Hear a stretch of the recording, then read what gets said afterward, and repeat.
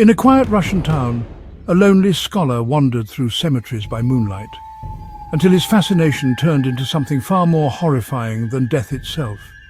He was a smart man, a teacher at a school, who knew many languages.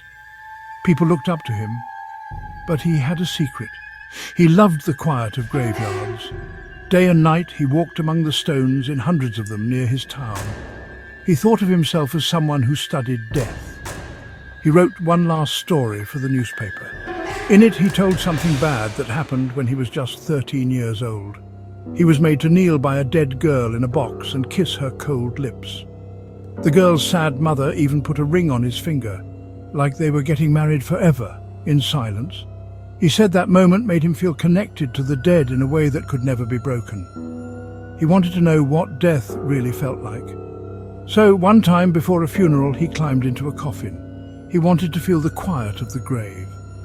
When he got out, he believed that the dead still whispered secrets, but only to those who were brave or maybe broken enough to listen. Every week he wrote stories for the local paper. He called them things like Nice Walks with the Dead and Sounds from Beyond the Grave. People in town thought they were strange and a little scary, but no one knew how dark his real thoughts were. Then one fall, families started finding things wrong at the graves of their loved ones. The dirt was messed up, and there were small footprints in the ground. At first, the police thought bad people did it. Nobody thought it could be the professor with his weird hobby. The police finally found him in 2011. Someone was messing with graveyards after a scary attack. They saw him painting over the pictures on the gravestones. It was a strange thing to do, but the police still didn't think it was enough to arrest him. They didn't know what else he was doing in those quiet places of the dead. When the police went into his home, where his parents had no idea what was happening, they saw many big dolls in all the rooms.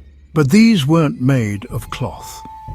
When the police lifted the faces covered in buttons, they found something sickening. These dolls were the dried-up bodies of little girls who had died. Each body wore children's clothes, and their hands were tied up with cloth gloves. Their heads were stuffed with old rags, and instead of eyes, they had toy eyes or buttons. Inside their chests, music boxes were hidden. Some of them still played quiet, sad songs. In the middle of all this horror, the police found a dried-up human heart and broken pieces of gravestones. He had kept them like prizes. The professor said he did it because he was lonely.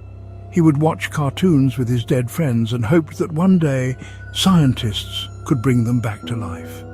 The families were shocked. Parents found out that the grave of their little girl, who they were so sad about losing, had been messed with, not by bad strangers, but by the man who lived next door. One mother said, "I had her for 10 years, he had her for 9. It felt worse than even death. In court, doctors who study minds said he was getting better, but the judges said some things you do to the dead can never be forgiven. They locked him away in a hospital for people with troubled minds so he could never be around other people again. Did he really think he could wake the dead up? Or was this just a terrible way to try and have friends? And how many more awful things are still hidden under those quiet gravestones? We may never know all the dark secrets buried there. If this story made you feel uneasy, tell us what you think below. Do you believe being afraid of death can make people do truly terrible things? And would you ever be brave enough to walk through a graveyard all alone at night? Click like if you felt something, subscribe for more dark stories, and hit the bell so you don't miss the next one. Until then, keep your mind aware and make sure the people around you are alive.